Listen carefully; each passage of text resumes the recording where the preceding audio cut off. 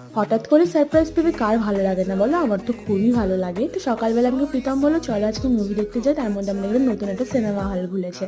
তো আমি ওকে সকাল সকাল স্নান পুজো করে চলে এসেছি। সকাল থেকে কোনো বৃষ্টি ছিল না, যেই বেরোলাম সঙ্গে সঙ্গে বৃষ্টি চলে আসলো, কি বলবো আর, কপাল খারাপ। তো যাই হোক, আর এত বৃষ্টি হচ্ছিলো, প্রচণ্ড ঝড়ের মতন একদম হাওয়া হচ্ছিলো। আর যেহেতু আমাদের বাইরে খাওয়া দাওয়ার কথা ছিল জন্য ফটাফট করে রেস্টুরেন্টে চলে এসেছি, কারণ অনেকটাই দেরি হয়ে গেছিলো আমাদের।